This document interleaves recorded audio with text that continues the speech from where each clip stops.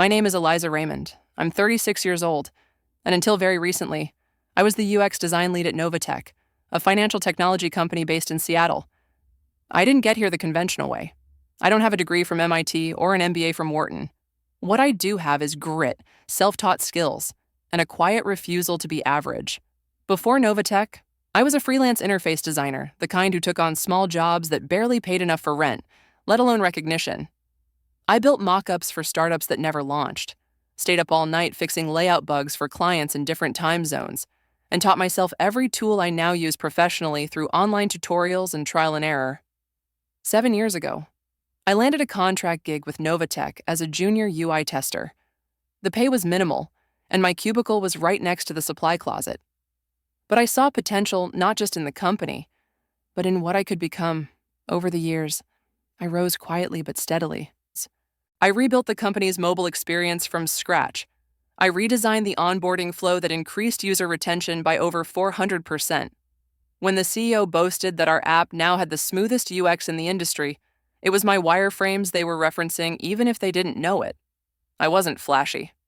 I didn't work the room at company parties or chime in just to sound smart at meetings. But I delivered, consistently, and I believed maybe naively that the work would speak for itself. Then came Zachary Boyd. Zach joined Novatech 2 years ago. Stanford grad, MBA, clean jawline, impeccable timing, and just the right amount of self-deprecation to win over the C-suite. He was promoted twice in his first year, which was surprising to everyone except himself. You see, Zach is the nephew of our CEO, something that was never officially stated, but always understood. He was assigned to the LifeMap project 6 months before launch a project I had pitched, built, and shepherded for over a year. Now, with the product's national launch days away, Zach's name is on all the press releases. He's the product visionary. He'll be on stage during the keynote. And me, I've been asked to coordinate logistics from backstage. I'll be the one making sure his slides transition on time, the one who'll fix the font if the screen goes blank, the one who won't be seen again. But this time, something feels different. Because this time, I'm done watching someone else take credit for the very thing I built. I was done watching someone else take credit for what I built. But walking away wasn't an option, not yet. LifeMap wasn't just a product. It was my blueprint, my fingerprints etched into every pixel, every flow, every insight. And even though I was being pushed into the background, I knew that without me, the whole thing would collapse. LifeMap began 18 months ago as nothing more than a post-it note on my monitor, scribbled with the words, "Financial clarity for real people." It wasn't assigned to me. There was no directive, no team, just me, tinkering in off hours, creating prototypes after hours, building user personas, and sketching potential dashboards on napkins during lunch. I pitched it during an internal innovation challenge Novatech hosted every spring. To my surprise, it made it to the final round. To no one's surprise, Zach Boyd was suddenly assigned to mentor the project. Back then, I still gave people the benefit of the doubt. When Zach suggested we brainstorm together on a name, I thought he genuinely wanted to contribute. When he asked for a copy of my early research to understand the user journey better, I emailed it without hesitation. And when he forwarded my UX specs to the board without my name on it, I told myself it must have been an oversight. That optimism didn't last long. Zach's involvement in LifeMap remained superficial for most of the development process. While I and a few junior designers were working weekends to meet integration deadlines, Zach was exploring strategy in Aspen or connecting with partners at invite-only summits that curiously lacked follow-up. He rarely attended scrums, and when he did, he offered vague suggestions like, "Make it more human," or "Let's disrupt expectations." He knew the right buzzwords. He didn't know how to wireframe. But something changed about 4 months before launch. That's when he began requesting my files specifically, my documentation. "Just send me a cleaned-up version of the onboarding plan," he'd say. "I'll plug it into the deck I'm preparing for the investors." Or, "Can I get that metrics sheet from the last round of user testing? I want to simplify it for C-level eyes." At first, I complied. I was still under the illusion that we were on the same side. That changed the day I attended a stakeholder pre-briefing and saw my own user journey, diagrams printed in color, mounted on foam boards, and labeled Zach Boyd's design framework. My annotations, my style, My layout presented without a single mention of my name. I sat in the back row, staring at the words brought to you by Zach Boyd at the bottom corner, feeling like I had just been erased. Later that week, I confronted him. Zach, just a quick question. The user journey diagrams at the pre-briefing, those were mine. Right. He smiled, unbothered. Of course, Eliza. Everyone knows you're the UX genius behind the curtain, but in these kinds of events, it's better to have one unified voice. And hey, if LifeMap wins big, we all win. Right, I didn't reply. I was still processing the way he used the word we, as if I hadn't been carrying the entire project for over a year. As the launch approached, the executive team started holding daily syncs. Zach was the star of everyone. He'd open each meeting with a carefully scripted anecdote, usually about a real user he met, stories that sounded suspiciously like the user profiles I'd created months before. He took my data and turned it into monologues. He turned my work into stage cues. When I requested to present the actual product demo at the launch after all, I'd built every interface, tested every component. I was met with a polite but firm denial. Eliza, your contribution is invaluable, said Rachel Vance, the head of product strategy. But for the media event, we need someone who can speak high level and represent the broader vision. The implications stung. I wasn't broad enough. I was execution. Invisible labor. The wizard behind the curtain. The final straw came when I received a Slack message from Zach at 10:37 p.m. on a Sunday night. Hey, can you tighten up the persona slides before morning? Also, let's drop your name from the appendix. It's cleaner that way. No explanation, no apology. I stared at the message for a long time. Then I opened my folders and began organizing everything.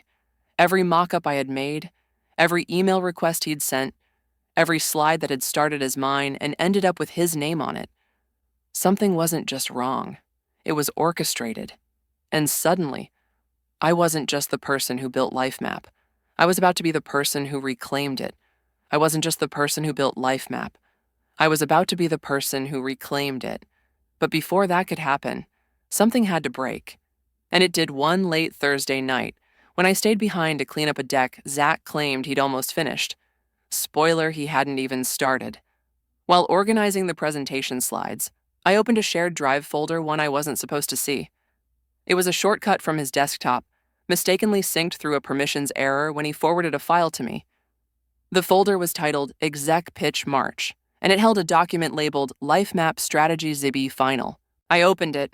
There, in 43 polished slides, was my strategic framework verbatim, my exact phrasing, my data visualizations, my words, except at the top of each slide, in clean, bold Helvetica, it said by Zachary Boyd, Director of Product Innovation. Something inside me shifted. I didn't rage. I didn't cry. I just stared at the screen with a surreal sense of detachment, like I was watching someone else's life unravel. Then I began downloading everything. Over the next 2 weeks, I became a collector of truths. I archived every version of our pitch decks, every Figma timestamp, every Slack thread where Zach asked for quick tweaks. I took screenshots of every email where he requested my input and then presented it as his own. I dug up our old Jira tasks, showing me as the sole contributor to core UX components. I backed it all up to an encrypted drive at home. It wasn't paranoia, it was preparation. Around that time, I started noticing something else. The silence of those who knew. Aisha, our lead QA analyst, had been on the project since the early days. She approached me one afternoon after a team meeting where Zach announced a brilliant new feature update that was, in fact, an idea I'd prototyped 6 months earlier. Hey, she said quietly, just wanted you to know. Some of us see what's happening. We know it's your work. It was the first acknowledgement I'd received from anyone in weeks. I nodded, grateful but exhausted. Because the truth is, silent support doesn't stop exploitation. It just softens the edges of the betrayal. And the betrayal kept escalating. Zach became bolder. He started referring to LifeMap as his baby in interviews with external partners. He dropped references to his team, his vision, his design philosophy. During one internal town hall, he pulled up a slide with mock-ups I'd done alone over Thanksgiving weekend, and explained their evolution as if they were the product of his late-night brainstorming sessions. By then, I had stopped confronting him. I realized it was pointless. People like Zach didn't backpedal. They doubled down. But the breaking point the moment the illusion truly shattered came one Sunday night, around 9:45 p.m. I was in the office, alone, finalizing the beta build presentation. Zach had told me, casually over lunch that Friday, "Hey, I'll need the beta deck cleaned up by Monday.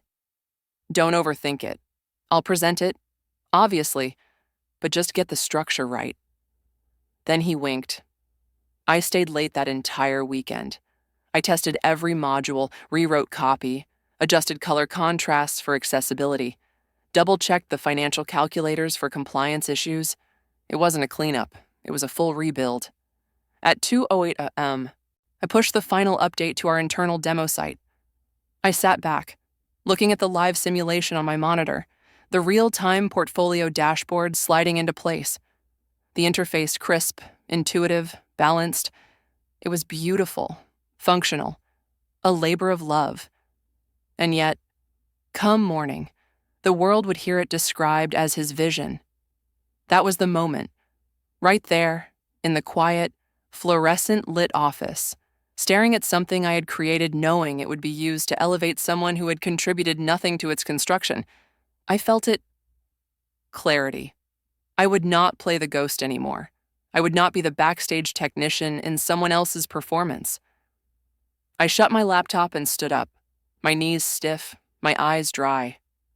I gathered my things slowly, methodically, like I was closing down a set after a final scene. On the way out, I glanced at Zach's office. His door was closed, his lights off, probably out at some rooftop bar, practicing his speech, practicing how to wear my work like a designer suit. But he didn't know what I knew now. He didn't know that I had stopped believing the rules were fair, and he didn't know that I was done following them. The next morning, I began printing screenshots, email threads, Git commit histories, UI build logs with author names, even snippets of conversations from meetings, recorded with my phone tucked in my coat pocket. Not to blackmail, not to destroy, but to defend, to make undeniable what had been ignored. It felt strange, methodical, even cold, but it also felt necessary. I was building something again, not a product this time, but a wall of proof, a structure that could stand on its own, with or without anyone believing me. Because next time Zach walked onto a stage wearing my designs and my ideas, I wanted to make sure there would be no place left for him to hide. He didn't know that I was done following the rules, and he certainly didn't know that I had already started rewriting the ending. The week before the LifeMap product launch, I submitted my official resignation. It was short, professional, and gave the required 2 weeks' notice. But that envelope also contained something far more explosive, a 34-page internal report titled Ethics Disclosure, Authorship and Attribution of LifeMap UX Design and Strategic Development. It included annotated screenshots, version histories, internal communications, and time-stamped work files. Every claim was backed by hard evidence. I didn't shout. I didn't accuse. I just showed the truth. I delivered 3 sealed copies, one to Human Resources, one to the legal department, and one personally to the executive assistant of the CEO, marked confidential, to be opened by Ms. Ramona Keene only. Then I waited. The days leading up to the launch were unusually quiet. No one responded to my resignation email. Zach remained blissfully unaware, breezing through rehearsals, strutting through departments with a latte in hand and rehearsed gratitude in his voice. Couldn't have done it without my amazing team. He kept saying. Each time, his eyes skipped past me like I wasn't even in the room. The morning of the launch, I dressed with precision. Not for them, for myself. I wore the navy blue wrap dress I'd been saving for a someday promotion I never got. I tucked a small flash drive into my purse, one that contained a duplicate of the original LifeMap presentation, my version, the one I had prepared months ago before it was stripped down and repackaged. Novatech's event was held in a sleek downtown venue with high ceilings and dramatic lighting. Investors, journalists, and tech executives filled the velvet-lined seats. A giant LED screen flickered with the LifeMap logo, and a dramatic musical cue played as Zach took the stage. People applauded, cameras flashed.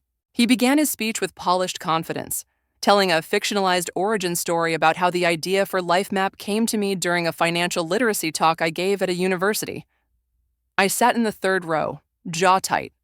That moment was almost comical because I was the one who gave that talk. He had simply attended as an observer. Halfway through his presentation, I received a discreet message on my phone from an unknown number, Ms. Raymond. Legal has reviewed your report. Please prepare to speak for 5 minutes after Mr. Boyd concludes. A clarification is required. Catherine Ling, VP Legal Affairs. I stared at the message, pulse roaring in my ears. Then I stood up. The applause was already starting as Zach wrapped up his presentation with a flourish. He beamed toward the crowd. And that, he said, is how LifeMap was born through vision, innovation, and leadership. Before the MC could take the stage to thank him, I stepped forward and climbed the stairs. There was a moment, just one beat of confusion. Zach blinked, unsure whether I was joining him for a team thank you, but then he saw my expression. He stepped back. I turned toward the audience. My name is Eliza Raymond, I said, clear and steady. I'd like to take 5 minutes to share a different part of the LifeMap story, the part you haven't heard yet. I plugged in the flash drive. On the screen appeared the original wireframes, the initial sketches scanned from my notebook, the test results, the first user personas all dated, all credited. The metadata from the design files showed my name, timestamps stretching back over a year. A few gasps rippled through the crowd. I pitched this project alone. I continued. I designed the interface, coded the first prototype, led the user testing, rewrote the structure when it failed, and built the version that works. What I didn't do was get up here and take credit before verifying who helped me get here. Zach stood frozen at stage left, his posture rigid, jaw clenched. I'm not the CEO's niece. I don't play golf with the board. I don't have a TED Talk or a polished pitch voice. What I do have is the work, and I thought maybe that still mattered. Silence. Then someone in the back of the room began to clap, slowly, then faster, and suddenly the entire room erupted into applause, not the kind offered out of courtesy, but the kind that fills a space when something undeniably true has just broken the surface. Zach was gone when I stepped off stage. Catherine Ling was waiting near the wings. She nodded once, respectfully, and said quietly, "That was unexpected, but necessary." Later that day, I received an official email from HR acknowledging my resignation and stating that my final 2 weeks would be paid in full, but I was not expected to return to the office. I was effectively done. No awkward goodbyes, no exit interviews. It was over. And yet, in a way, it was just beginning. Because for the first time in years, I had spoken with my full voice, not from behind a screen or beneath someone else's name, but as myself. And the world had listened. The world had listened. And in the silence that followed, the old version of me, the one who waited to be noticed, was gone. The next morning, I was at home making coffee when my phone rang. I almost didn't answer. The number was unknown, corporate-looking, but something told me to pick up. Eliza Raymond, the voice asked. "This is Ramona Keene." My grip tightened slightly on the mug. "I wanted to speak with you directly," she continued, her tone calm, deliberate. "What happened yesterday should never have happened. We've reviewed the materials you submitted and have begun an internal inquiry. You've brought to light systemic issues that we're now addressing." I remained quiet. She didn't seem to expect gratitude. "That said," she continued, "we don't want to lose you. We believe in fixing what's broken. I'm calling to offer you a position as Director of Product Experience, with full executive privileges and oversight over the LifeMap division." She listed a salary that was more than double what I'd ever made. A private office, budget control, a formal apology, a seat at the executive table. It should have felt validating. maybe even thrilling. It didn't. I appreciate the offer. I replied, carefully, but I've already given my notice. And I meant it. There was a pause. May I ask why she said, still measured? Because the culture that allowed this to happen can't be solved with an apology and a promotion. I want to work somewhere that doesn't require exposure to recognize effort. Somewhere that doesn't call people invaluable while treating them as replaceable. Another pause. Then understood. If you ever change your mind, our doors remain open. I hung up. Then I breathed. It felt like standing outside after a long storm. No lightning left to duck. No clouds hanging overhead. Just the open air and choices I could finally call my own. Over the next week, I met with an old friend, Morgan Liu, a former product manager at LifeBank, one of Novatech's key fintech partners. Morgan had texted me after the launch. One sentence I knew LifeMap was yours. We met at a small cafe near Capitol Hill. She didn't waste time. I left LifeBank last quarter. Morgan said, started something new. Small, but serious. We're building financial tools for freelancers' tools that actually work. We need UX that makes sense to real people. I don't trust many designers with vision and integrity, but I trust you. I blinked. What are you asking?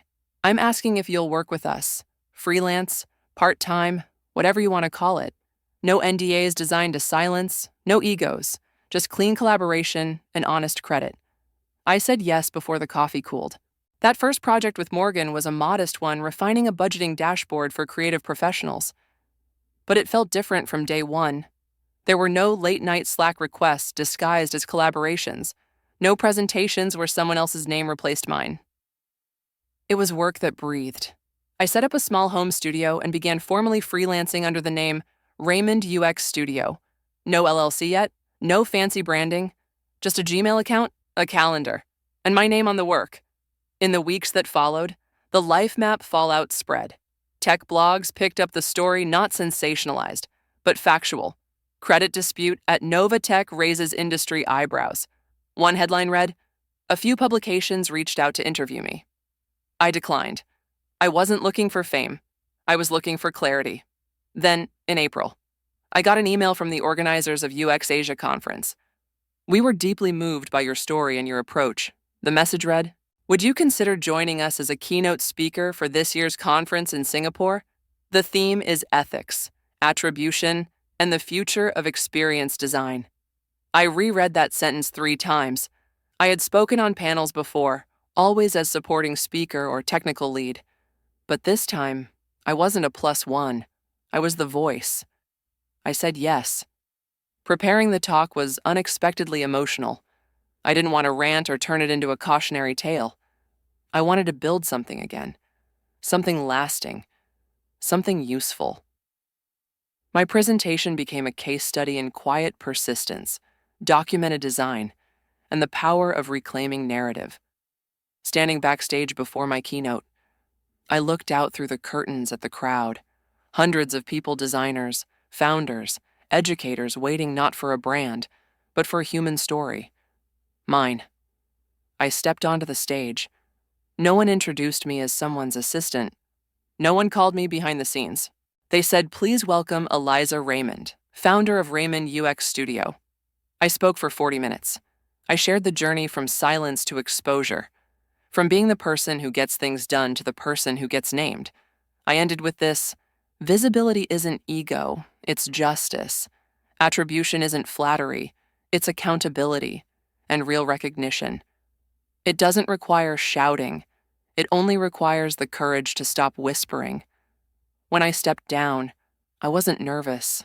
I was calm, fulfilled, whole. After the conference, client inquiries came in faster than I could respond. Startups, universities, nonprofits, even a government agency. Everyone wanted to work with the person who had stood up, spoken out, and built back with grace. I hired my first employee, a fresh grad named Kira, who reminded me so much of myself at 24, intense, curious, and a little too eager to please. I told her what I wish someone had told me back then.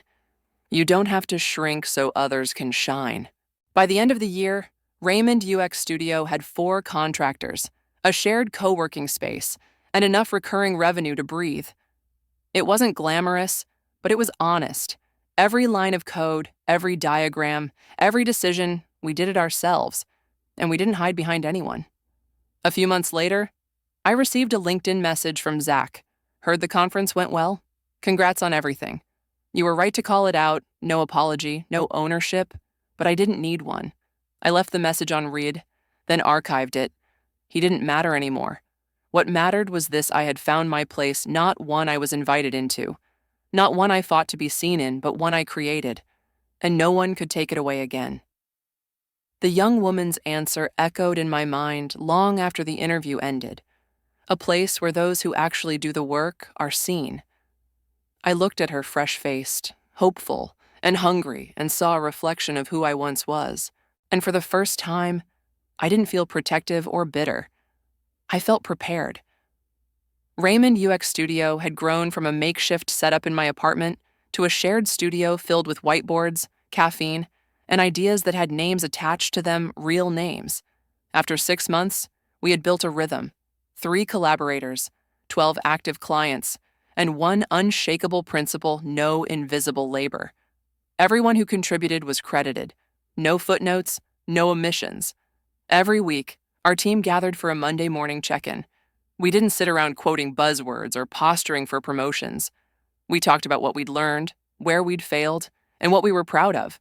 And when someone did something great, they heard it out loud, in front of the team. I made it a point to model what hadn't been given to me: transparency, fairness, and acknowledgement. There were no politics here, just people doing work that mattered and being seen for it. The message from Zach came quietly, months after our last contact. The subject line: "Congratulations, you deserve it." No attachments, no follow-up, just those words. I stared at the email for a few seconds. Then I clicked archive, without replying. It wasn't anger. It wasn't triumph. It was closure. Shortly after, I received an invitation from Novatech's new talent development team, led, to my surprise, by Aisha. She had been promoted and now oversaw junior recruitment and internal training. She asked if I would consider coming back, not to return, but to teach, to speak to their new design cohort about ethics, ownership, and the kind of leadership that doesn't rely on stealing spotlights. I said yes. Walking back into Novatech's office building felt strangely neutral. The glass doors, the steel elevator, the sharp scent of institutional carpet, all unchanged. But I wasn't. I no longer walked these halls hoping to be noticed. I walked in with purpose, clarity, and boundaries. The training session was small, maybe 15 new hires fresh, curious, eager. I told them the truth. Not the scandal, not the gossip, just the lesson. Real contribution isn't loud. It's consistent. It's what gets done when no one's watching. But that doesn't mean it should go unseen. Later that day, during interviews for summer interns, I met a young woman with bright eyes and a nervous smile. Her resume was raw, but her questions were sharp. "What do you look for in someone joining your team?" she asked. I paused, then answered slowly. "Someone who values doing the work and values being seen for it." She nodded, and then offered, almost as an afterthought, "I just want to work somewhere that doesn't confuse charm with talent." I smiled. Welcome to the team. Back at the studio that evening, the windows glowed orange with late sunlight. My team was still at their desks, finishing a prototype for a new accessibility project. I watched them work, not silently, not unseen, but fully themselves. There was a deep steadiness in that moment. Not excitement, not pride, just truth. They weren't here because I fought for a title. For years, I thought my worth would finally be confirmed when someone said I mattered, that a title, a stage, or a printed program with my name on it would somehow validate the quiet hours, the overlooked nights, the ideas handed off without acknowledgement. But now I know better. My value was never hidden, only buried under the noise of those who spoke louder. It didn't disappear. It just waited. waited for me to stop asking for permission to exist, waited for me to stop shrinking to fit into rooms I had already built. I no longer chase recognition. I no longer hope to be chosen. I choose myself, and with that choice, I stand up from my desk, walk to the front of the room, and open the door to our next client meeting not with apology, not with urgency, but with certainty. Because true value needs no applause to be real. Because dignity is not granted, it's claimed. And because now, finally, I know dignity cannot be taken away.